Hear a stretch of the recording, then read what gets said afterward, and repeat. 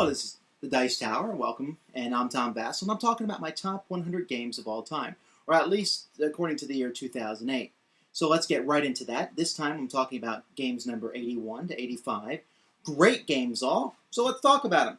Now my first one, number 85, is not punked, or punked, or however you want to say it. It's an interesting game, and it's part of what's called the GIF series by Chris Byrne, and these are beautiful games, really. When you look at the pieces, they're very nice, cookies and cream and black and white pieces, nice plastic. But you know, for all that they're good abstract strategy games, but most of them I just don't enjoy that much. You have to look ahead too much, and they're just not, I don't know, people don't really enjoy them that much, at least casual gamers. So for most of them, you know, I'm not really that big of a fan of them. However, this one, Yinch. Yinch is one of my favorite games of all time, and is a fantastic strategy game to go with it.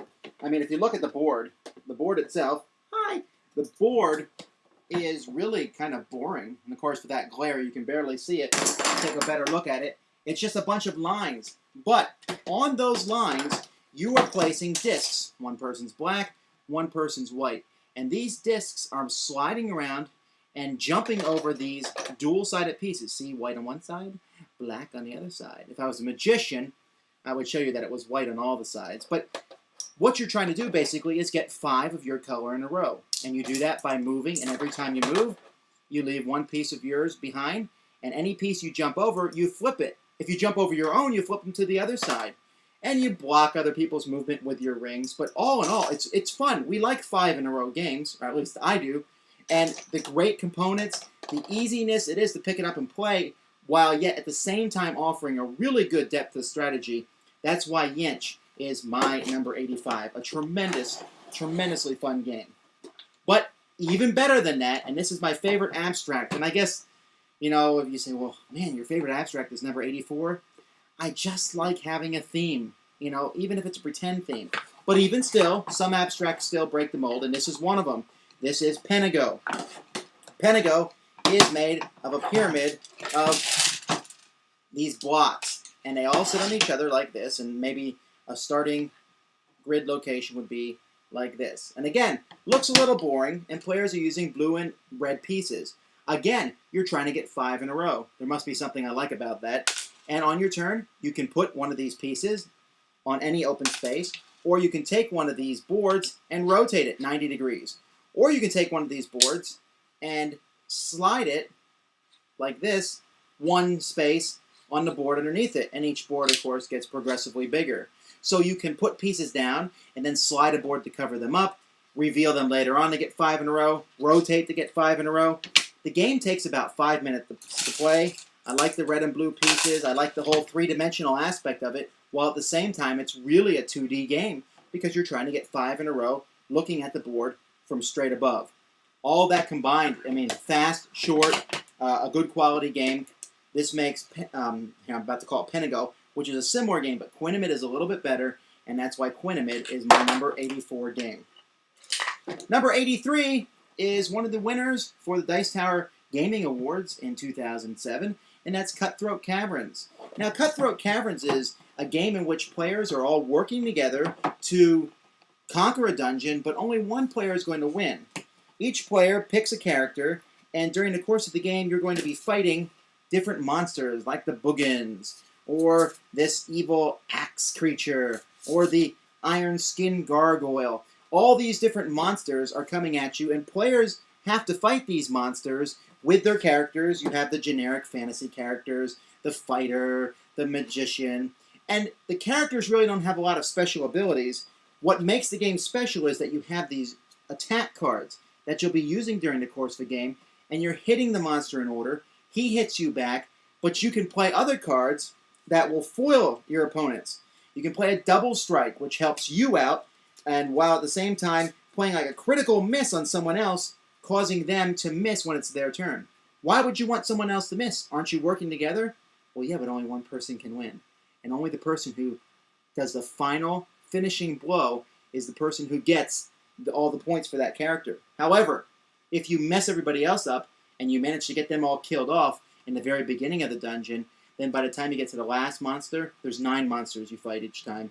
Then you're toast. You need other people to advance. But at the same time, you don't want them around forever. So it's not necessarily a game for people who have a hard time dealing with betrayal.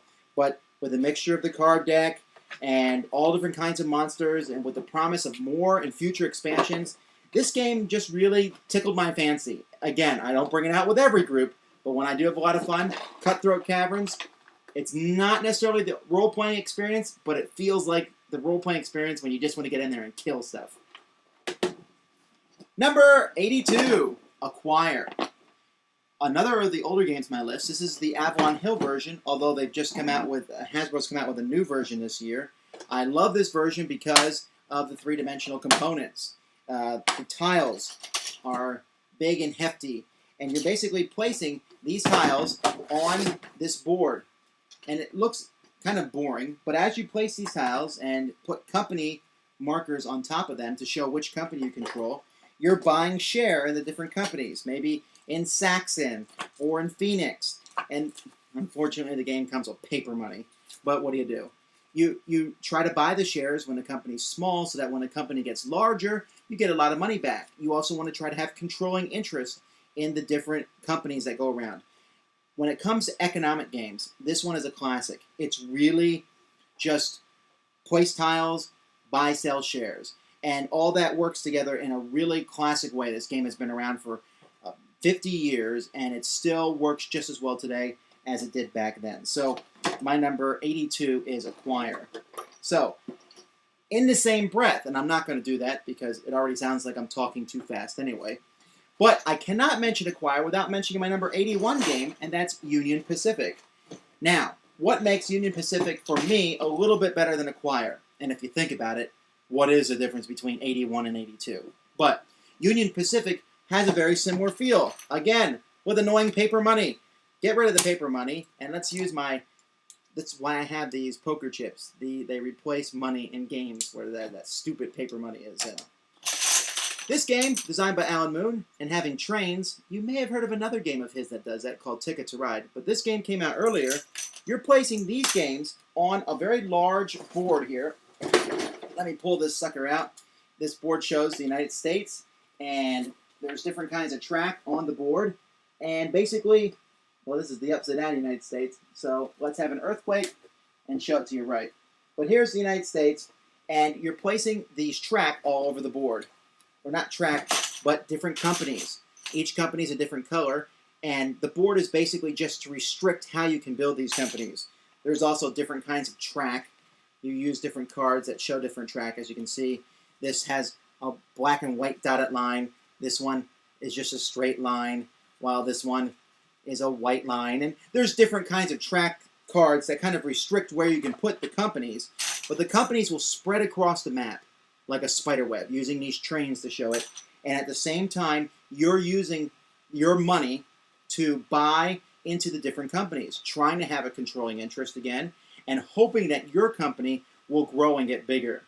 I like it a little better than Acquire because it feels like you have a little bit more control, and it's not so set in stone. Each game, man, you know, this is a hard thing for me. It's really difficult for me to say exactly why I like them. Is it the trains? Yeah, that's part of it. Is it the fact that there's cards, and I like the whole picking card aspect, you know, getting the companies that you need, and putting money into the whole Union Pacific company itself if you don't know what else to do.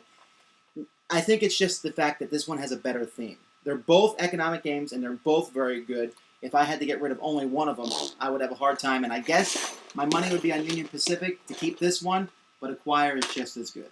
Well, 2 economic games. Do I like economic games? What's coming up in the future? Well, you'll have to wait and see. Are you wondering if I'll ever put these back in a box? I can't tell you. Anyway, until next time, this is Tom Vasel, and you've been watching The Dice Tower.